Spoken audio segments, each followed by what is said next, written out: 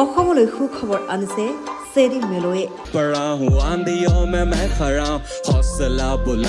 ৰাষ্ট্ৰীয় প্ৰেক্ষাপটত উজলিছে শিৱসাগৰৰ যুৱকজন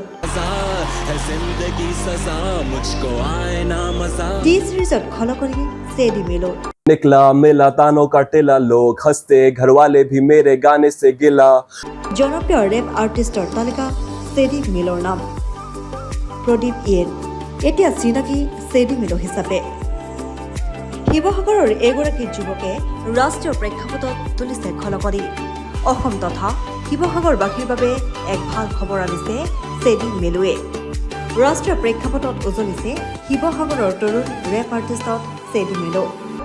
চেৰি মেলো নামৰ ৰেপ সংগীত শিল্পীগৰাকীৰ বহুকেইটা গীতে দেশজুৰি বিপুল জনপ্ৰিয়তা লাভ কৰাৰ পিছতেই টি চিৰিজৰ সৈতে এতিয়া হৈছে চুক্তিবদ্ধ টি চিৰিজৰ সৈতে চুক্তিবদ্ধ হোৱা উত্তৰ পূৰ্বাঞ্চলৰ প্ৰথমগৰাকী ৰেপ আৰ্টিষ্ট হিচাপে পৰিগণিত হৈছে প্ৰদীপ ইয়েন মামনি ইয়েনৰ সন্তান চেৰি মেলো ইতিমধ্যে টি চিৰিজৰ সৈতে চুক্তিবদ্ধ হৈ 4টা ৰেপ গানো মুক্তি দিছে তেওঁ উল্লেখনীয় যে ইয়াৰ পূৰ্বে জনপ্ৰিয় মিউজিক চেনেল MTVৰ ৰেপ সংগীত ভিত্তিক ৰিয়েলিটি শ্ব' হাছল 3 টপ 15ত স্থান লাভ কৰিবলৈ সক্ষম হৈছিল চেৰি মেলোৱে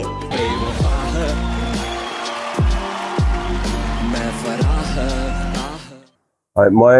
বৰ্তমান ভাৰতৰ সৰ্ববৃহৎ ৰেকৰ্ড লেবল টি চিৰিজৰ সৈতে চুক্তিবদ্ধ হৈছোঁ ইতিমধ্যে আৰু তেওঁলোকে একজেক্ট ৰিজনটো মই গম নাপাম কিন্তু মোৰ দুটা গান গোটেই ভাৰতত খুব জনপ্ৰিয় হৈছিলে যোৱা বছৰ MTV হাছলত মই এজন কণ্টেষ্টেণ্ট আছিলোঁ টপ 15লৈকে মই আছিলোঁ আৰু তাতে মোৰ দুটা গান ৰফা দফা আৰু লড়কে ৰোতে নেহিটো খুব জনপ্ৰিয় হৈছিলে ইনফেক্ট ইণ্ডিয়াৰ টপ 10ত বহুত সপ্তাহে আছিলে সেই জনপ্ৰিয়তাটো চাই মেলি হয়তো তেওঁলোকে মোক ৰিচ আউট কৰিছিলে তেওঁলোকে মোৰ মেনেজমেণ্টৰ সৈতে কথা পাতিছিলে তাৰপিছত এনেকৈ কথা পাতি আজি টি চিৰিজৰ ৰেপ সংগঠনত কেতিয়া প্ৰথম ভৰি দিছিলা আৰু কাৰ পৰা অনুপ্ৰেৰণা পাইছিলা এই দিশটোত যাবলৈ মোৰ প্ৰথম ইনস্পিৰেশ্যন বুলি ক'বলৈ গ'লে মোৰ দাদা কাৰণ দাদাও ৰেপ সংগীতৰ সৈতে খুব জড়িত আগৰ পৰাই তেওঁ নিজে ৰেপ নকৰিলেও তেওঁ মানে সৰুৰ পৰাই ৰেপৰ অনুৰাগী খুব ৰেপ সংগীতৰ আৰু তেওঁ মোক সৰুৰ পৰাই বুজায় মানে যে এইটো কথা কৈছে আমি আগতে ইংলিছত শুনো মানে দাদাই মোক অনুবাদ কৰি বুজায় যে এইটো কথা কৈছে এইটো দেখিলি ইমান মানে ধুনীয়াকৈ এইটো কথা চিধাকৈ নকয় অকণমান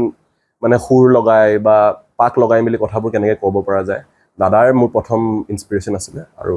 আপোনাৰ ছেকেণ্ড কুৱেশ্যন কি আছিলে চবে ক'ৰবাত প্ৰশিক্ষণ বা নাই মই আজিলৈকে একদম ট্ৰেডিশ্যনেল মিউজিক ক্লাছেছ বুলি ক'লে একো লোৱা নাই মই গিটাৰ ক্লাছেছ লৈছিলোঁ মই গিটাৰখন বজাবলৈ জানো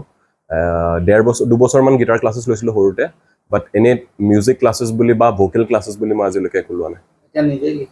হয় মোৰ যিমানখিনি গান আজিলৈকে আছে মই চব নিজে লিখিছোঁ আৰু মই মানে প্ৰাউডলি ক'ব পাৰোঁ মই 5টা লেংগুৱেজত কৰোঁ ৰেপ ইভেন দো হিন্দীটো চবতছে বেছি পপুলাৰ হৈছে কিন্তু মই এনেই 5টা ভাষাত গান লিখোঁ শিৱসাগৰৰ পৰা মেধাসুদ্দিন আহমেদৰ ৰিপৰ্ট খবৰ.com